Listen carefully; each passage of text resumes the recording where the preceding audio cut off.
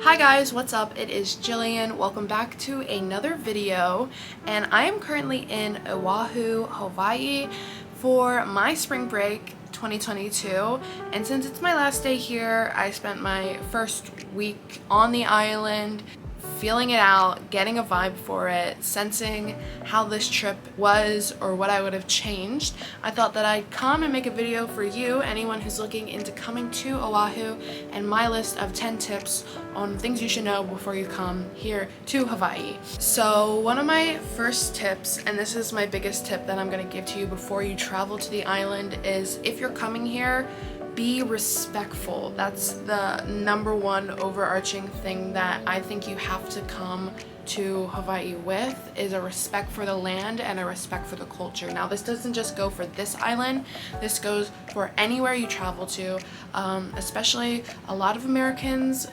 There's a tendency where we just think that we're the center of the universe and think that the world revolves around us, and we have this lack of knowledge and understanding of cultures that are different from us or what we understand, so we project our insecurities while traveling, and that's why we get this bad rep from other countries where they think that we're stupid and they think that we're rude and they think that we're, self-centered. So don't be that person. Don't be that tourist. Don't be the one that, is disrespectful and doesn't listen to the native Hawaiian people. Because before you come, you should have the understanding that, one, Native Hawaiians were asking for tourists not to come to the islands during COVID-19, and that was not always respected.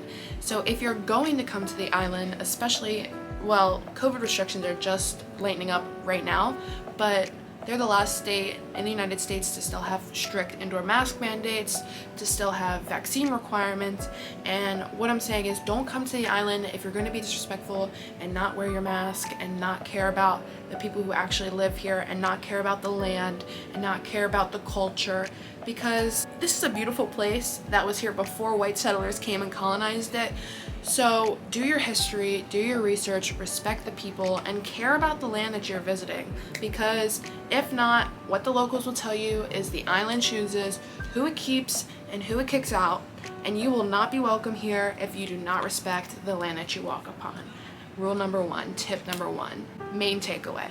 Takeaway number two, bring spending money, because especially Oahu, Honolulu, Hawaii, they get the majority of their money from tourism. So if you're coming here, it's not a cheap travel destination. It's not gonna be like other places where you can get by on a budget of $20 a day. Every meal that I've had here has been about $20 to $30. You have to buy pretty much most of your meals, and then you're also paying for other things that you might need here. Luckily, I'm not a big spender. I don't necessarily like shopping galore or buying unnecessary things, but food is the main thing. You are going to be spending money, so I would bring probably $1,000 to $1,500 to spend for a week vacation, just as spending money, just for fun, just so you have wiggle room. If you're more of a spender than me, if you want to do travel experiences like parasailing, like visiting tourist traps, if you're not renting a car, you're gonna need more spending money to pay for Ubers and stuff, but bring at least $1,000, $1,500 of spending money for a week here in Hawaii. Worst comes to worst, you have too much, and then you have extra left over. So my next tip is going to be about where to stay on the island. Most people are going to end up staying in Waikiki. That's where I ended up staying, just because that's where the majority of the hotels are. It's the epicenter of tourism. So if you're staying in Waikiki, you have Waikiki Beach, and that's nice, but one thing that did surprise me about the beach, and I heard multiple other people on the beach actually say, is that there are rocks in the shoreline of Hawaii. Depending on the beach that you go to, there's also going to be coral reefs, but in Waikiki, it's beach, sand, and then there's rocks on the bottom of the water, and while you can walk out and it's about chest high, really far out, you're going to be stepping on rocks, and they're big ones, and it's going to surprise you the first time you get into the water, because the first time I got into the water, I stepped on one, I was like, what?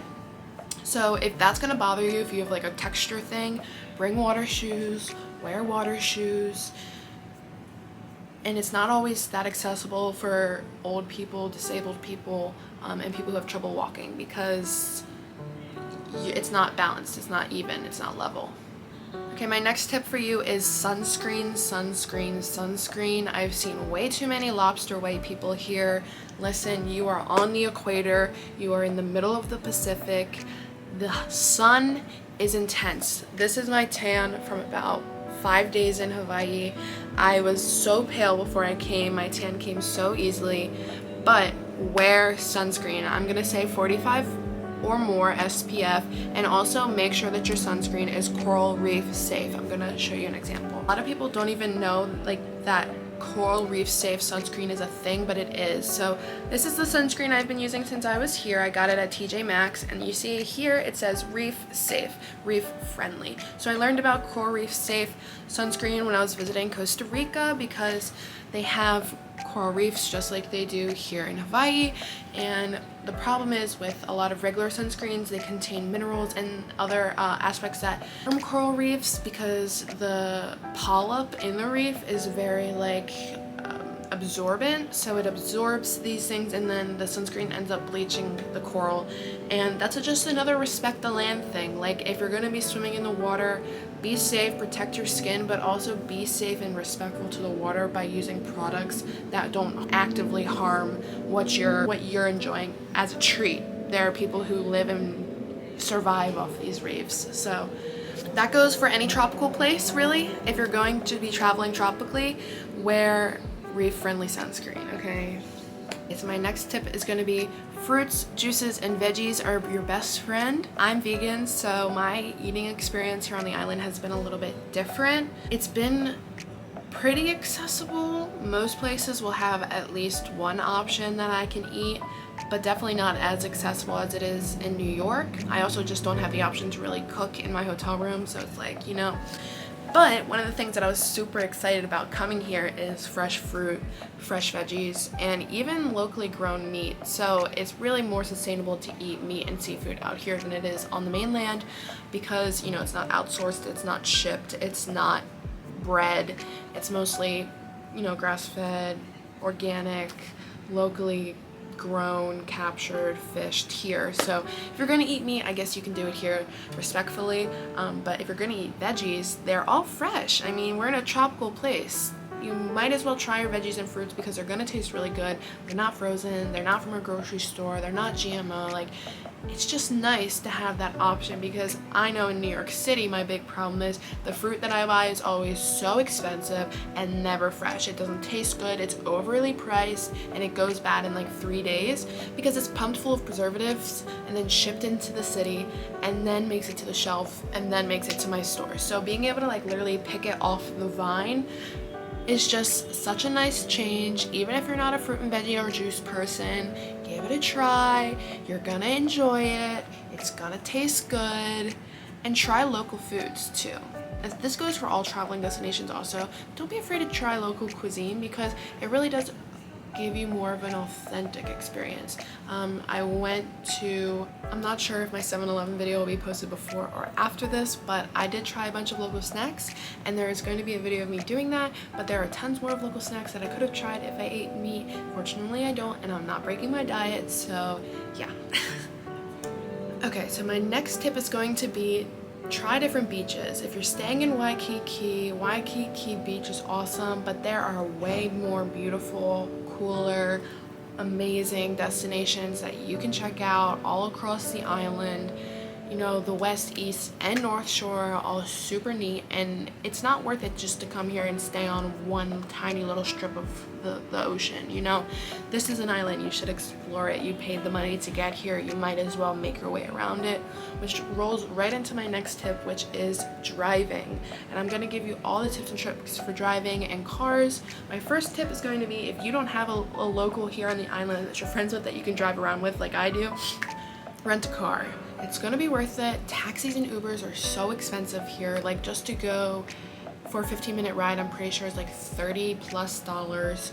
So rent a car and travel around the island, because literally there are so many things to do, and confining yourself to using public transit or walking is just not logical unless you don't have a license. And if you don't have a license and you really don't want to rent a car, there is a rideshare app that you can download. I believe it starts with an H, Hululu maybe.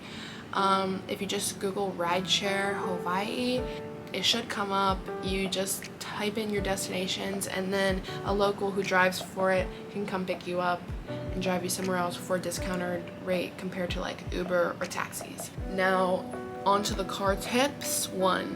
First thing I heard when I got here is locals don't honk, okay? So 7 a.m. traffic and 6 p.m. traffic are crazy. There's only one highway across the whole island, so when everybody's coming into work or everybody's leaving work, everybody's on that road. So traffic's really bad, so I just suggest avoiding those times if you can. Don't drive from 7 to 8:30. Don't drive from 5:30 to 8, like if you don't have to. Okay, my last overarching tip is just going to be when you come to the island, don't be stupid. Don't be stupid and don't get ahead of yourself, okay? Don't become another one of the statistics. Fun and beautiful as this place is, there is a lot of natural danger, you know, jumping off cliffs, not knowing how to swim, snorkeling and getting too close to animals, thinking that you're stronger than the ocean. Like, being stupid can result in really, really, really terrible injuries and even death. So don't be stupid. Listen to signs that tell you to not go places, respect Mother Nature, pay attention to the ocean when you're in it, and also if you get a bad vibe, trust your intuition. Don't do it. You don't have to jump off the cliff, you know? You don't have to go on the hike. You don't have to do anything. It's better to be safe than to be sorry. So if you're coming here, be smart. Put your logical thinking brain on and have fun, but don't get hurt, because their hospitals don't need you in their emergency room, 1. And 2, you're gonna ruin your vacation if you're spending it with a broken fucking arm.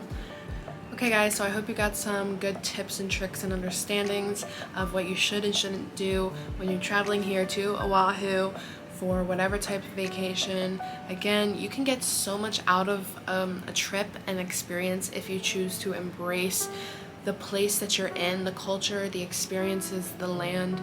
If you choose to respect and learn and open yourself up to engaging with these new things that you've never seen before. If you're gonna travel somewhere that you've never been, I always recommend a book like this, whether Oahu or wherever you're going. It's like the travel guide that has all the different hikes, adventures, beaches, maps that you could possibly need. Read it on your first day here or on your flight here. Mark all the places that you want to go and just do it.